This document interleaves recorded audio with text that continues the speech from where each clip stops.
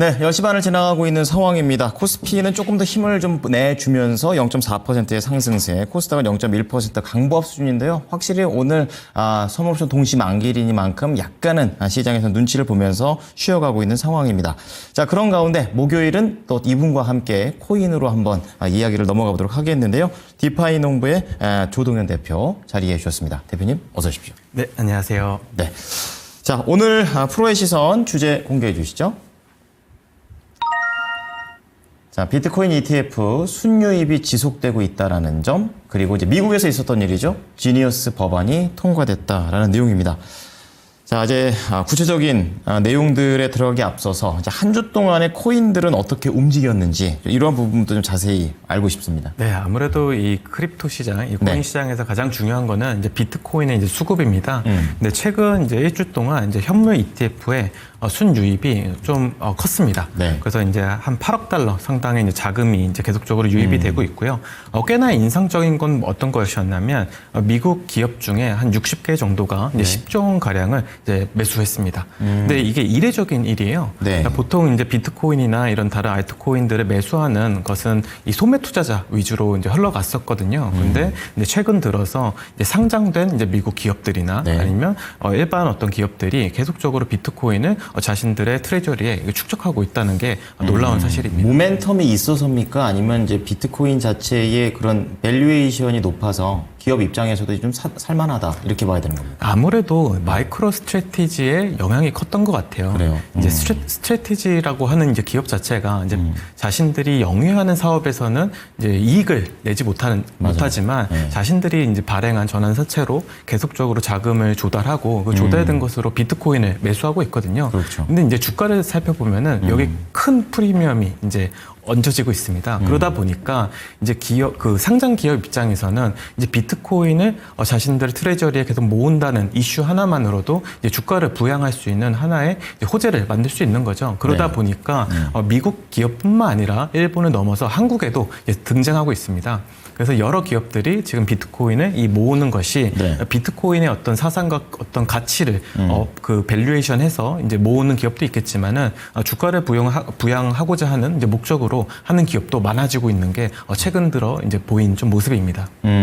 그럼 이제 비트코인 쪽이라든지 이런 이 크립토 시장에 영향을 줄 만한 뭐 이런 글로벌적인 악재들도 있는 것 같아요. 전쟁이라든지 이런 부분도 있는데 이 부분은 어떻습니까? 최근 이제 어저께 일어났었죠. 이제 중동 갈등이 계속적으로 좀 골이 이제 깊어지고 이제 네. 핵 협상이 잘 안 될 것이다라고 하는 좀 말이 나오면서 지금 굉장히 이제 불안한 조짐이 있는데요. 네. 그러다 보니까 이제 뭐 나스닥뿐만 아니라 이제 비트코인도 계속적으로 좀 눌리는 것 같아요. 그래서 이제 어저께만 하더라도 이제 11만 달러까지 이제 올라갔다가 네. 지금은 이제 꽤나 많은 부분을 좀 반납하고 내려온 모습을 좀 보이고 있거든요. 그래서 아무래도 비트코인 자체가 이제 ETF로 이제 출시가 되었고 그에 따라서 증시와 굉장히 이제 밀접하게 움직이고 있는 저 모습을 보이고 있습니다. 그럼 지금 사들이고 있는 사람들의 생각은 약간 이제 유가 측면에서는 위험 자산보다는 조금 더 안전 자산적인 성격을 더 생각하면서 사는 건가요? 비트코인은 오랫동안 이제 봐왔던 이제 스트래티지라는 이제 기업 자체는 네네. 비트코인이 갖고 있는 이 가치에 대해서 엄청 좋게 보고 있어요. 그렇겠죠. 아무래도 네. 이제 디지털 금이다라고 하는 하나의 이제 내러티브로 계속적으로 이제 축적을 하고 있는 것이고 네. 이제 금처럼 뭔가 그 어떤 위험을 해치할 수 있는 하나의 자산이다라고 믿고 있기 때문에 네. 큰 규모로 계속적으로 이제 모으고 있는 것이고요. 다른 기업들도 이런 어떤 비트코인이 갖고 있는 이 자산의 속성을 이해하고서 네. 좀 계속적으로 축적해 가고 있는 모습입니다. 그렇군요. 자, 비트코인에 대해서 이제 크립토 시장은 약간은 이제 관심을 받고 있는 그런 상황이 되겠는데요. 이제 이슈를 좀 하나씩 들어가 보겠습니다. 이제 미국 정치권에서 최근에도 좀 저희가 많이 말씀해드렸던 이 스테이블 코인과 관련된 법안이 통과가 됐는데 이 법안 이름이 지니어스 법안이잖아요. 네. 근데 헤드라인만 봐서는 규제 법안이라고 써 있습니다. 그러면 다시 한번 또 우리 코인 시장이 힘들겠구나. 또 이런 생각도 해보게 되는데 어떻습니까? 이 코인 시장에서 네. 이 규제는 굉장히 환영할 일입니다. 거꾸로요? 네, 거꾸로요. 왜냐하면 기존까지만 하더라도 아무 법이 없고 예. 투자자 보호할 수 있는 장치들이 없었기 때문에 그렇죠. 그 자금의 속성이 앞서 말씀드린 대로 소매 투자자 위주였어요. 예. 그래서 우리 같은 이제 개인들이나 아니면 어떤 그 투자를 전문적으로 하는 그런 어떤 헤지 펀드들이 네네. 주로 이제 자산을 매수하는 매수세로 그 매수처로 작용을 했었었는데 이 규제가 됨으로써 이제 기존 이제 금융에서 이제 자금을 운영하던 이제 기관들도 이제 들어올 수 있는 문이 열리는 거거든요.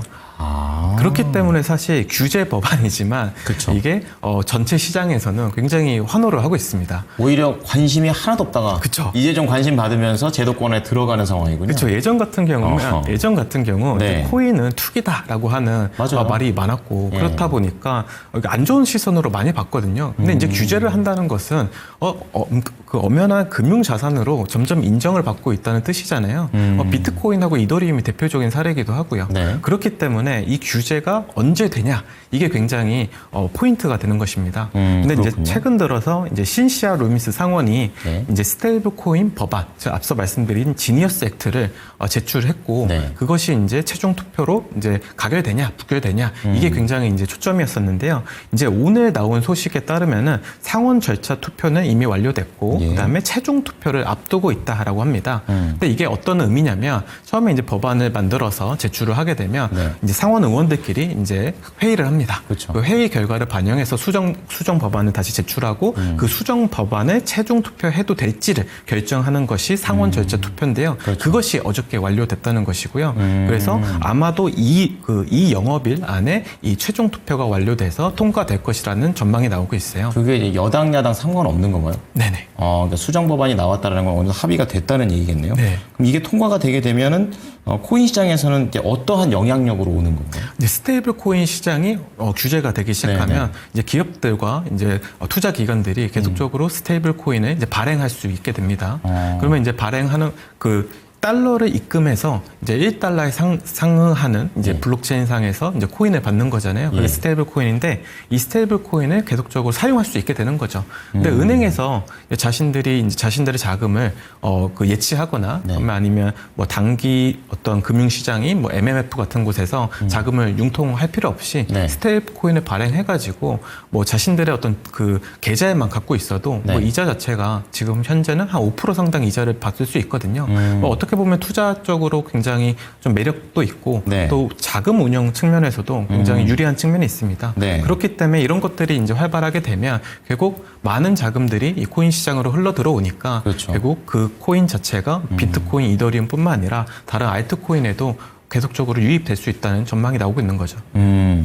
예, 흔히 말해서 인정을 미국 내에서도 코인들이 받고 있다. 이게 제도권에 들어가고 있는 모습들을 이번 지니어스 법안으로 좀 알 수가 있는 것 같아요. 자, 그럼 두 번째 이슈 넘어가 보겠습니다.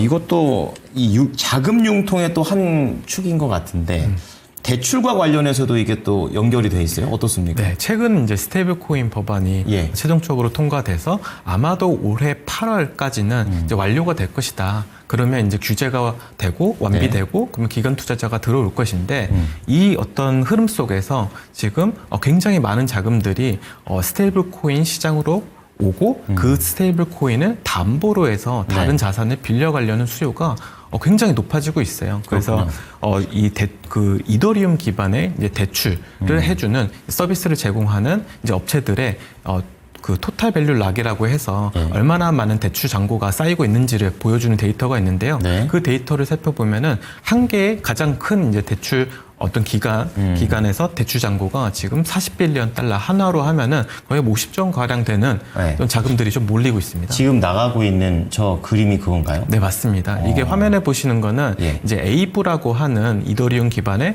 대출 서비스를 제공하는 하나의 플랫폼인데요. 네. 이 플랫폼에서 이제 볼 수 있듯이 이제 전체 대출 잔고가 이제 40빌리언 달러를 지금 넘어서고 있습니다.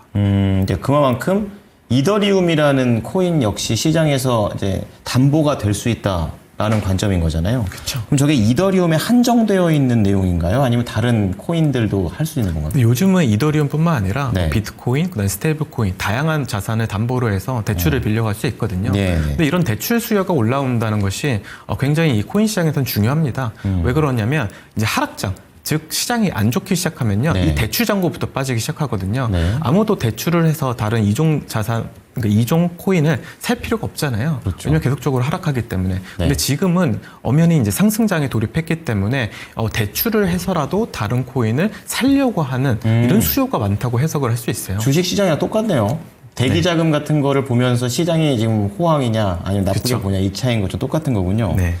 그렇습니다. 자, 그러면은 이러한 코인들의 이더리움 기반으로 한 이런 상승세가 계속해서 제도권에서 좀 잘 움직이고 있다는 부분들을 얘기를 좀 해주시고 계십니다. 자, 그렇다면은요, 조금 다음 주 코인 관련해서 좀 포인트를 좀 잡아보도록 하겠는데요. 이 두 가지 이슈 말고도 좀 쭉 봐야 되는 것들 어떤 것들이 좀 있을까요? 저는 개인적으로 이더리움을 유심히 봐야 된다 생각합니다. 이 대출 프로토콜 때문에 그럽니까? 아니, 전반적으로요. 이더리움 자체는 블록체인 네트워크고 이제 비트코인 다음으로 시청이 높은 코인이잖아요. 근데 최근에 이제 큰 하락을 좀 동반했었습니다. 근데 큰 하락이 이제 왔었던 이유가 뭐냐라고 얘기를 좀 해보면 이더리움 재단이 그러니까 이더리움 코인을 발행한 재단이 자금 운용을 굉장히 불투명하게 하고 있었어요. 근데 연간 한 2천억 달러가 넘는 자금을 쓰고 있고 어떻게 보면 계속적으로 이더리움을 매도해서 자신들의 운용 자금을 마련하고 이것을 좀 방만하게 경영하고 있었거든요. 그럼 제도권에 지금 조금씩 들어가고 있는 입장에서 그쵸. 큰 걸림돌 아닙니까? 큰 걸림돌이 됐던 거예요. 그렇기 때문에 비트코인 ETF가 출시되고 이더리움 ETF도 출시됐는데 기관 투자자들의 순유입세가 없었습니다. 오히려 순유출이 굉장히 많았어요. 그게 아마 이더리움 재단의 자금 관리 운영에 대한 불확실성 때문에 큰 자금이 안 들어왔었거든요. 근데 이제 이번 주에 이더리움 재단에서 자금 관리 운영 계획을 발표했습니다. 그래서 앞으로는 자신들이 갖고 있는 전체 이더리움 중에 5%만 매년 5%만 사용하겠다. 운영을 하기 위해서. 예전에는 20%를 활용했었거든요. 그랬군요. 근데 이제 5%를 활용한다고 하다 보니까 이제 자금 운영 계획을 이제 만들었고 엄격히 이제 관리를 하겠구나라고 하면서 좀 시장에서 많은 자금들이 이더리움 ETF를 통해서 유입이 되고 있어요. 그래서 이번 주만 하더라도 2억 달러 상당의 자금이 계속 순유입이 되고 있거든요. 그러다 보니까 이 이더리움의 어떤 그 가격 상승세가 계속적으로 좀 좋아지고 있습니다. 그래서 한때는 1,300달러까지 내려갔던 이더리움이지만 지금 현재 2,800달러까지 올라왔거든요. 이런 어떤 좀 흐름 속에서 다음 한 주 자체는 이더리움을 우리가 좀 주목을 많이 해야 된다라고 저는 생각하고 있습니다. 자, 그러면 이런 이더리움 쪽에 포인트를 잡자고 얘기를 좀 해주셨는데요. 그렇다면 지금까지 들어본 내용들을 보게 되면 이제 스테이블 코인에 대한 부분이 많이 좀 제도권에 들어왔다. 그러니까 안정성이 좀 높아져 가고 있는 부분도 있는데 스테이블 코인이 아닌 코인들 있지 않습니까? 지금까지 우리가 알고 있던 잘못하면 좀 투기 느낌으로도 갈 수 있는 그쪽 시장에 대한 분위기는 전반적으로 어떻습니까? 지금 전반적인 시장 자체는 굉장히 우호적이에요. 아무래도 비트코인과 이더리움이 이제 큰 상승세를 좀 보이고 있으니까 이제 다른 이제 알트코인 자체는 더 큰 변동성을 좀 보이고 있거든요. 근데 굉장히 좋은 흐름인 게 뭐냐면 앞서 말씀드린 대로 이 대출 잔고가 계속 늘어나고 있다고 하지 않았습니까? 그러다 보니 그런 자금들이 이제 다른 알트코인으로 계속 유입이 되고 있고요. 뭐 어떤 코인들이 그러면 유입이 되고 있냐라고 했을 때는 앞서 말씀드린 대로 이 디파이에서 탈중앙 금융 그 안에서도 그 은행과 같은 역할을 하는 대출 서비스를 제공하는 어떤 코인들이 굉장히 상승세가 좋습니다. 그 이유는 뭐냐면 은행이 기존까지 했던 예대마진 사업을 블록체인 상에서 하고 있는 거거든요. 근데 대출 잔고가 계속적으로 올라가게 되면 수수료 수익도 계속 늘어나게 됩니다. 보통 1%에서 2% 정도의 수수료를 취하는데요. 이 어떤 자금 자체가 올 한 해만 하더라도 1조 원이 넘었어요. 그러면 어떻게 보면 그 조그마한 어떤 중소기업보다 훨씬 더 높은 수익을 만들고 있는데 그들의 사실 그 시총 자체는 상당히 낮거든요. 그렇기 때문에 오히려 지금은 은행과 동일한 어떤 사업을 영위하는 블록체인 상에서 영위하는 이런 어떤 기업들의 코인이 계속적으로 상승을 하고 있습니다. 그래서 이번 한 주만 하더라도 30%씩 올랐어요. 그래서 모든 어떤 결국 이 블록체인 시장도 결국 수익성이 좋은 그다음에 어떤 수수료 수익이 높아서 결국 지속적으로 이 토큰의 가격을 유지해 줄 수 있는 그런 어떤 종목들에 좀 자금들이 많이 쏠리고 있다라고 볼 수 있을 것 같아요. 그럼 이제 우리나라 안에서도 이제 이런 가상화폐라든지 크립토 시장에 관심 많으신 분들 엄청 많으신데 이제 그런 입장에서 이제 국내에서 대선 이후에 여러 가지 정책주들이 오늘도 그렇지만 이제 주식시장에서 활개를 치고 있습니다. 크립토 시장 입장에서도 이런 부분들을 이용할 수 있는 부분이 있나요?